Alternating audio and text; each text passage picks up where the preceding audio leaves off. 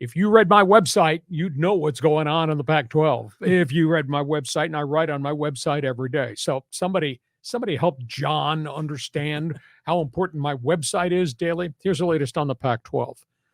Media Day is Friday. We expected that they were going to release the terms of a new media contract. It's still a work in progress. The presidents are kind of intimating in the Pac-12 university structure that this is going to be a bonanza deal. It's going to be better than anybody leads on to understand. I'm led to believe that there may be 3 media partners. I keep hearing Disney, and now I've heard CW Network, which is diving into the sports world, has really not been in it. And then obviously some form of streaming. I was told that when this thing is done, the Pac-12 dollar value may be almost as equal as the Big 10. Wow. Now, the SEC is distributing $61 million per school, but that's the SEC. But the Big 10, if that pushes to $50 million, that's a hell of an upgrade. If it's in the 40s, which is what the Big 12 is, that's still an improvement. So as many people were running down the street screaming, the Pac-12 was burning to the ground. We don't have a media deal. What are we going to do? We lost USC, UCLA. What's been intimated to me is now there's a theory. If George Kliavkoff, the new commissioner, the new president who replaced Larry Scott, who ruined this whole thing, if George walks in the front door with a TV deal that's going to net them 37 to 40 or maybe 50, the theory is we don't need to expand.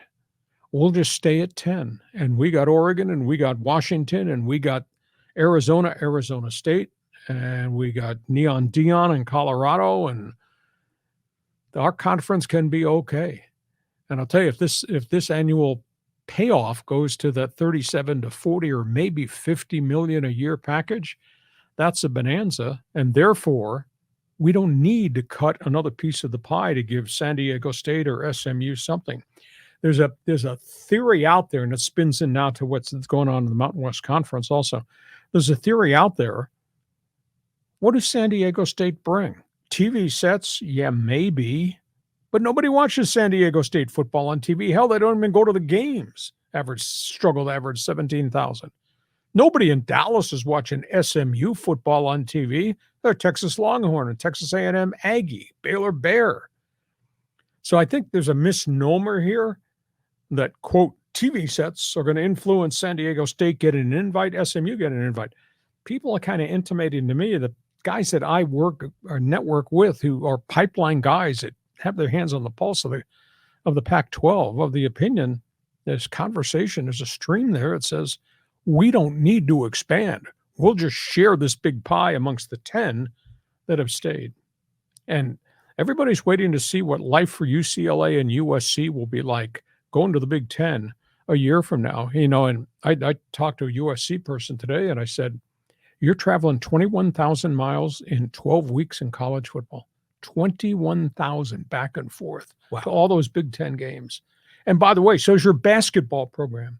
And how do you think baseball and volleyball and tennis, because those schools, Bruins Trojans, are taking their entire group of athletic teams to the Midwest and the East Coast to play games. How do you think that's going to work out? I think it's absurd, even though it was all dollar driven. Okay, so that's where we are, Pac-12. That's where we are, Mountain West, San Diego State.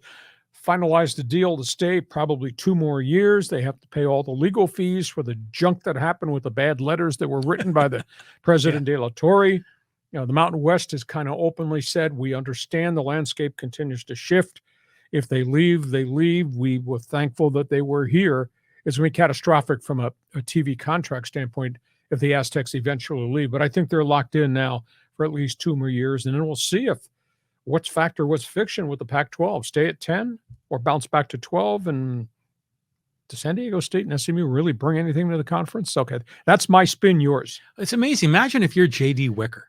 You're running the program at San Diego State, and you're seeing maybe $50 million a year coming in on that Pac-10, Pac-12 deal, and you're only getting, 3 from the Mountain West? I mean, what a difference. What just a radical inflection point potentially for San Diego State if they could get in. But you hear the stories like, is it the TV markets? Is it Is it they want to, the recruiting turf, they want to have a presence, but in the end, it's all money. It's all dollars and cents. So yeah, if they kept the 10 and they were able to keep them all together, it's not a bad way to go. I mean, it's unfortunate we're losing those two teams in SoCal, but if they have the remaining 10 and they stick together, we might be able to, have something special. But if it keeps eroding, then everything's going to blow up. Well, if they announce the TV contract with whomever, if it's the three broadcasters that I just mentioned, they announce a TV contract, that means each of the universities has signed the deed of rights, the deed of grant to stay in the conference for the duration of the deal. Okay. So that means there can be no Oregon, Washington, Colorado, Arizona State, Utah defections. They will be going forward with this big money deal. So I'm not sure where it goes. We'll talk more about the Aztecs maybe a week from now. One other college note.